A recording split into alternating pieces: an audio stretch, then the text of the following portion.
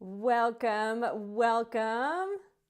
I'm super excited to jump into this with you guys today. I'm going to tell you a little bit about the 9 lies that I really believe to be true that held me back in my fitness journey. And understanding the lies for what they are is truly what created breakthrough and victory for me in my fitness journey 20 years ago. And I know, having been a coach now for over a decade, that so many of the amazing, strong, ambitious Christian women that I've had the honor to come alongside of believed these lies also until we started working together. And so I want to hopefully help you create some breakthrough today just by exposing it's not even just, it's a huge thing to be able to expose these lies, because you can't do better until you know better.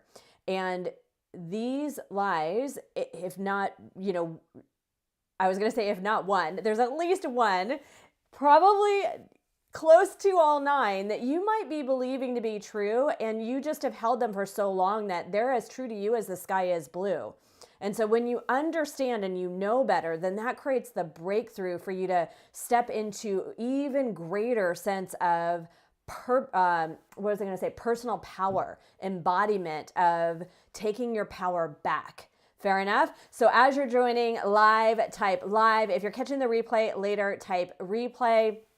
I always want to hear from you. If you stay to the very end, I'm going to invite you into the Kingdom Fit Breakthrough Call to be able to help you define what is that next step. Now that you know the lies that I'm going to share with you today, that's the first step. What is the next best step for you as a unique individual woman to be able to step into the fullness of the fitness, the health, the well-being that you have, whether that's weight loss or changing the way the weight looks or learning how to turn to God instead of going to food. So stay to the very end. I'm going to invite you to join me on one of those calls. For now, we're going to jump right in, and I'm going to rapid fire because I want to keep this tight and on point for you guys today. Just moving screens a little bit, make sure I can see my notes so I don't miss anything, and my lovely brain that loves to get distracted stays focused. Moving things around a little bit. So let me start from the very beginning. One of the things that I absolutely love is how Priscilla Schreier frames her expression, "if I were the enemy." Because this is something that God placed on my heart a couple years back, right? For those of you that don't know, I'm Coach Rebecca Talbert. My original transformation story started 20 years ago. Fast forward, I was so transformed in so many ways beyond the scale. Truly, I'm telling you, sister, the scale result, it's fine if you want a rockin' body. There's no shame in that. If you want to, of course you want to feel better in your body. I am just going to impress upon you that it is so much more powerful than just the body. Like, the body becomes the side effect for breakthrough in every aspect of life. I truly believe, I've lived it, I've learned firsthand, I've watched it take place in the lives of my clients for over a decade now, that when we focus on our health and well-being, it is the tide that elevates all ships, the tide that rises all ships.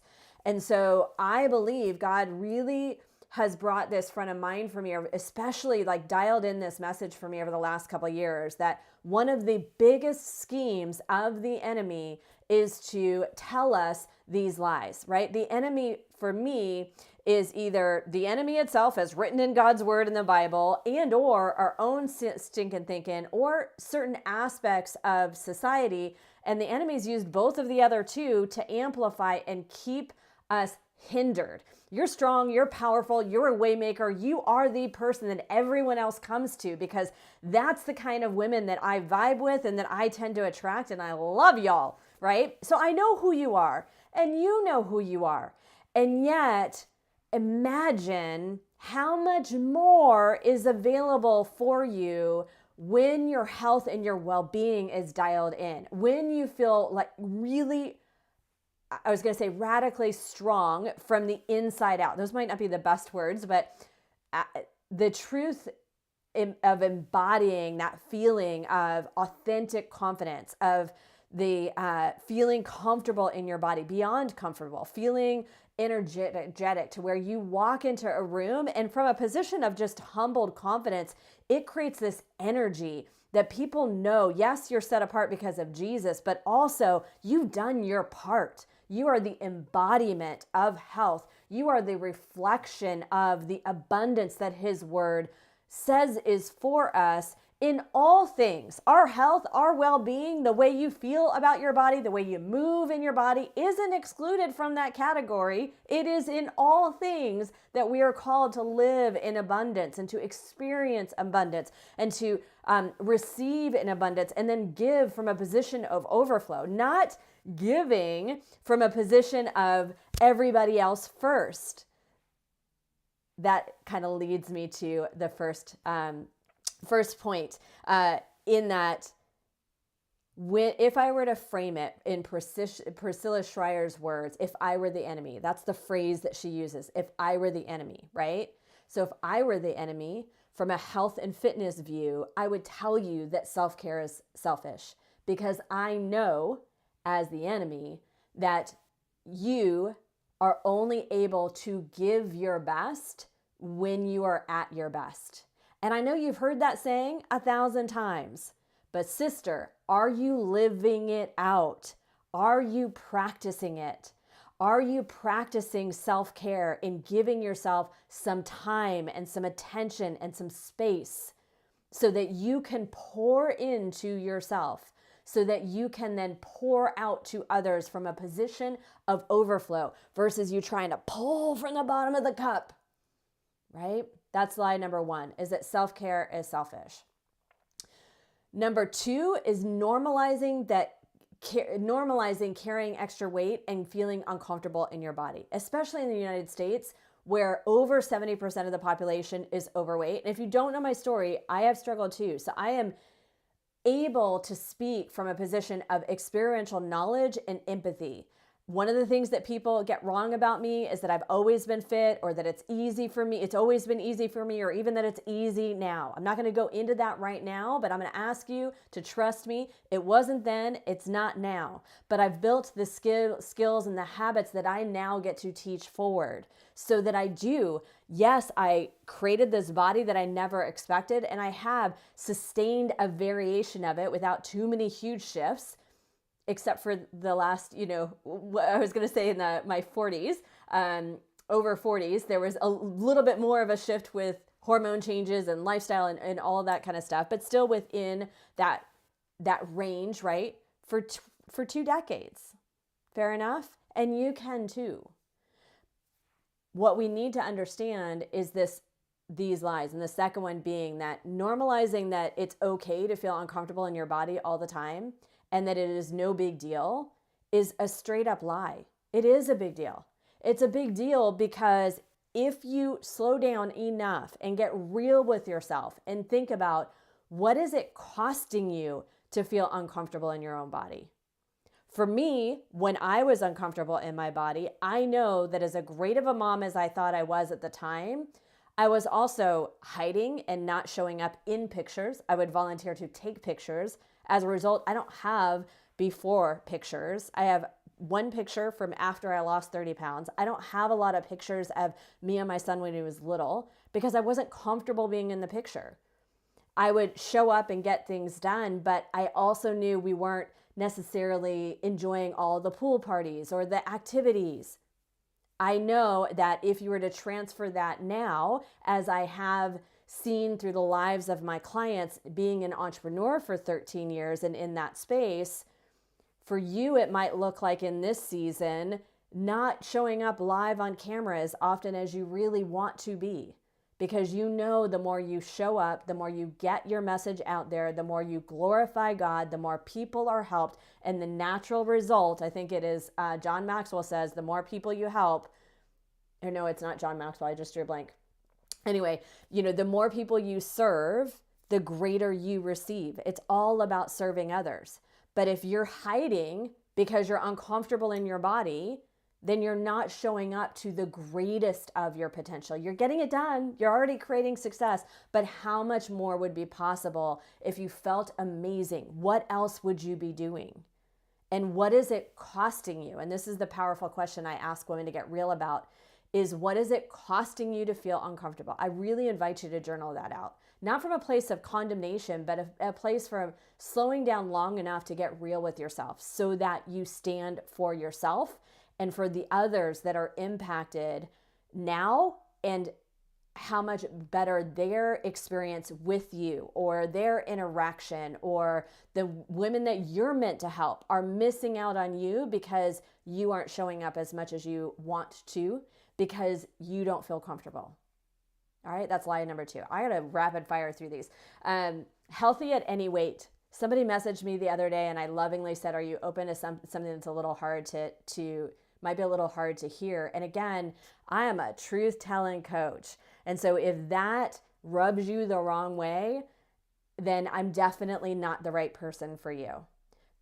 I know firsthand that the greatest defining moments for me, short of the God moments, is when he's used other people to speak truth into my life that I might not have wanted to hear at the time. But at the same time, it was the truth that allowed me to see what I needed to see to get to the next breakthrough. And healthy at any weight is a stigma, especially in the United States, that is so incredibly, even statistically wrong. And yet we are so afraid of speaking truth that we want to placate or mask as if you can be overweight and be healthy at the same time. You may not have any major factors yet, but to the extent in which you are carrying extra weight is to the extent in which you've increased your risk for disease. Everything from challenging your immune system and being more susceptible to common colds and the virus that we've been dealing with for this last several years, the severity of the virus that we've been dealing with for the last several years, type 2 diabetes, high cholesterol, high blood pressure. There is all kinds of costs associated with to the extent in which you're overweight. You can also be unhealthy and look really skinny. However, one of the biggest health risk factors in the United States is being overweight. The third lie, you can't get the body you desire because insert any reason, right? I've heard it over the years. My whole family has been overweight, and so I'm always going to be overweight. For me, I have PCOS, so statistically, I should be overweight. Do I have maybe more challenges than some other people? Do I need to be more educated on what's going to work best for my body? Yes, but clearly it's still possible. Fair enough? My kids are picky eaters. Woo! Don't get me started on this. Let me just say that you get to lead your kids, and you can lead them to healthy choices and still be picky eaters. And also, you can lead them to health, or you can lead them on the journey of discomfort that you yourself might have experienced. For me personally, to be super transparent, I did not struggle with weight my entire life. My weight challenges happened as a result of turning to food as an active response while I was pregnant with my son. I'm only 5'1.5", and I gained over 65 pounds. He was only 8 pounds something 4 weeks early. Right? He was not the problem. The problem was that I had created this poor association with food. And as a result of that, the weight didn't just come off when I had him because I still had the habits that caused the weight gain in the first place. Make sense? And so I want to be really clear. I've worked with so many women that have struggled their entire life. And I want to tell you, even then, it does not matter how long you've struggled. It does not matter if your entire family is overweight. You didn't inherit the being overweight. 9.9 times out of 10, you inherited the habits that associated with being overweight, the beliefs and the thoughts that associated with being overweight. I went back to that one and we were on the kids are picky eaters. But the picky eaters, like, you decide what their legacy is going to be. That's how it came up. That I don't have time. When something moves from that would be nice to a must, you suddenly create time. How many times have you decided that, or take getting sick as an example, which are far more likely to get sick and have episodes of getting sick. One of the things that people don't realize is that's coming up is how much being unhealthy is actually impacting just your day-to-day functionality, even when you're not aware of it, because you've normalized that feeling, right? But when you get sick, you suddenly have time because you don't have a choice. How many of us had a bout of the virus, right? I actually did too. Thankfully, mine was very, very mild and worked through quickly, but you still have to be confined for 10 days or whatever it was back then when I originally got it, right? So you have to make time for it. When something moves from that would be nice or I want to I must do this, then it becomes something that you create time for. And if you need help trying to figure out how to create how to turn your want into a I must do this desire, then schedule the Kingdom Fit Breakthrough call and we'll talk through that. And I'll show you how I do that with our clients, how I help them do it for themselves. The fifth lie is I'll focus on my fitness when things slow down. Not likely.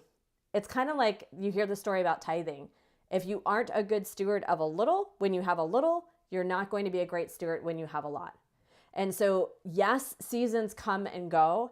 However, you are going to, and so you might get started in a less busy season, but if you have the mentality of, I will do it when things slow down, then you will have the mentality of, I can't do it now because things are too busy, even if you've already started. Make sense?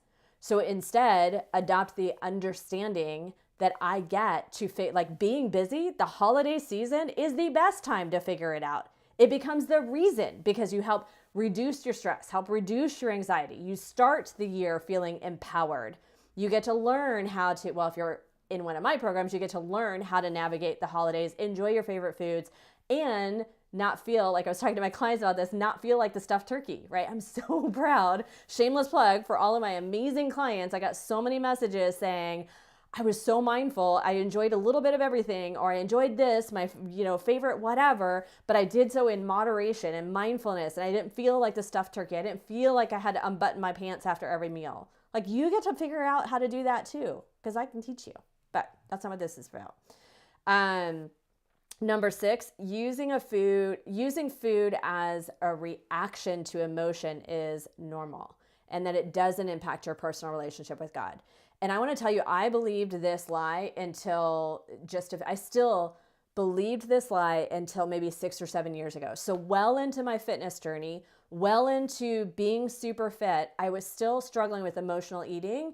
My episodes were fewer between, but I didn't understand the impact it was playing on my personal relationship with God. I didn't understand how it was hindering my ability to fully access the abundance, because I had already, and this is probably you too, give me a track and in the comments if this is relatable. You've already achieved amazing success. I won't go, just quick recap, not to impress you, but impress upon you. I'm telling you, I had already built a brick and mortar, left corporate America, taken a brick and mortar fitness business from a park to multiple locations, helping thousands of people, amazing team, which of course then results in multiple 6-figure business, and like speaking on stages and all of these things, creating a fitness app. And yet I had another breakthrough moment with God where I finally realized, as I was getting ready to turn to food once again as a reaction to emotion, and I called out to him once again, and I was finally ready to hear it, along with everything he had already been teaching me. And I heard him say, clear as day, this is the thing that is standing between you and the fullest potential that I have gifted to you. The fullest extent of your purpose and your impact is hindered because of you turning to food instead of coming to me in those moments. And so I can tell you that in that moment, that is where that next iteration of shift. I tell my clients all the time, and I'll tell you too, that health and fitness is not a 6-week program. It's not a 6-month program. It's not a 12-month program. It is not a sprint. It is a marathon journey. And just like everything else associated with our faith, You get to continue to be the active participant, the willing vessel to show up, do the work, and continue to evolve in the journey. Fair enough? But the number 6 lie is thinking that turning to food over God is no big deal. Turning to food when you're feeling emotional, angry, lonely, tired, stress is not a big deal. It is a big deal. It is missed opportunities. It's not only not good for your physical health, it's missed opportunities for you to be in connection and in relationship with God, the one source that could truly comfort whatever it is that you're feeling stressed or anxious about. Fair enough? The 8th lie is that you just need to try harder or be more disciplined. Maybe, or maybe you get to test a different way. Maybe you've been working incredibly hard, like most of the women that I know have worked incredibly hard at the things they've tried in the past. And they will tell you they've tried everything and feel like nothing works. And so why would you work harder at doing the same things and expecting a different result? So if you want to learn a different way, then you learn how to integrate simple nutrition protocols that allow you to adapt a lifestyle way of eating so that you don't feel like you're giving up your favorite foods and you don't feel like you have to spend hours at a gym that you don't have time for. I am getting kicked out of, hold on. I think we're still connected there. Ooh. Oh, Lord. Hold on, people. You can say, I don't know what's going on. We're live in 2 spots and we'll just roll with it. We will not be distracted by that. And we will give everybody on Instagram the replay. All right, so you don't need to try harder. You need to look for what is going to work for you. Does that make sense? So number 8 lie is thinking that you need to be more disciplined or try harder. Chances are you get to find a better way. Chances are, because I know a little something about the women that come in my world, you already work incredibly hard, but you get to learn how to work hard on the right things and stop working harder on the things that aren't working for you or with you. Number 9, last but not least, is that you should be able to do it on your own. Sister, if you could, you would. It would already be done. So stop shoulding all over yourself. Don't finish this year or start next year repeating the same patterns because you're believing the lie that you should be able to do it on your own. You are amazing as you are, and yet we are created to be in community. We all have unique gifts and talents. God wants us to be working in connection, in collaboration with others so that we lean into other people's strengths. Why would your health and fitness be any different? Maybe you would eventually get there on your own, but knowing that when you invest in yourself, in coaching, in mentorship, in the right accountability, you get to go further faster. And I will tell you, I still to this day, 20 years in, I've heavily invested in coaching over the last decade. But even when it comes to my own health and well-being, I still invest in myself for that next goal or that next iteration. I'm with a coach right now because despite having multiple nutrition certifications, multiple training certifications as well, I know that investing in a coach that I know has experiential knowledge of their own, has helped other people create the success that I want to achieve, then I know that I'm going to have that collaboration. I know I have that accountability. I know I'm going to be more diligent. I know there's so many reasons that it allows us to get to the next result that we're looking for or be on that journey and get there faster, right? It's like that, what is that pass for Disneyland, right? Where you get to cut the line, right? It doesn't get done for you. It gets done with you so that you get there faster. So understanding these lies and understanding that they don't need to be your truth unless you choose them. That is the first step. The next step is knowing your next best step.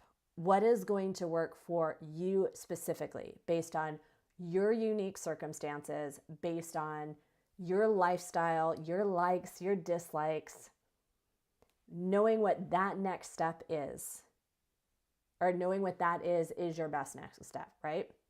As I explained before, many of the women that I get to work with are ambitious Christian women who have created amazing success within business, within careers, within their families. And yet prior to working together, they secretly battled with food, feeling uncomfortable in their body.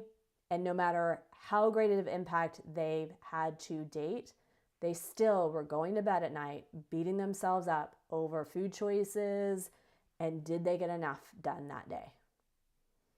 One of my clients had shared that every night she would repeat that cycle for years until we understood how to create the breakthroughs for her too. She was highly successful in multiple industries, and yet secretly going to bed at night, beating herself up over the food choices from that day, and how can I have all of this success over here and not create it in my own physical well-being? So then, of course, when you go to bed every night with that stinking thinking, or maybe for you it's not every night, but you get the gist, you get the jive. If you carry that stinking thinking, it silently stunts your confidence and then your ability to fully embody the abundance that God wants for you.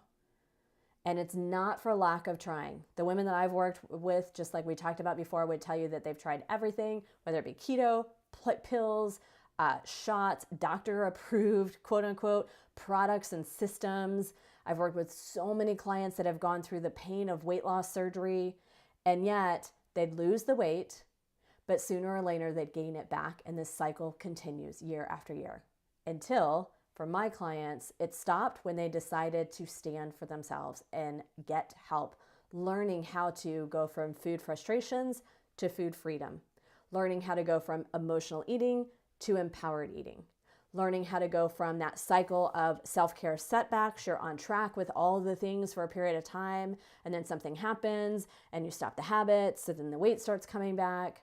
So learning how to go from those self-care setbacks to creating sustainable weight loss and health longevity. And if you want that to be for you as well, then comment Kingdom Fit below, send me a DM, and send me a DM, say Kingdom Fit, make sure I don't miss it. Send me a DM saying Kingdom Fit, comment done below, and we'll connect for a breakthrough call. It's a really simple, I'm not a pressure person. One of my mentors, I love his expression, so I'm going to borrow it, but he says, if I have to pull you in, I have to pull you through. And I'm not about that. So let's connect and define what is your next best step. And then, if we decide that part of that might be the Kingdom Fit weight loss program, then we'll talk about that too. Fair enough? All right. I love to hear from you below. Tell me what stood out for you and what action you're going to take for yourself today, this week. Bye for now.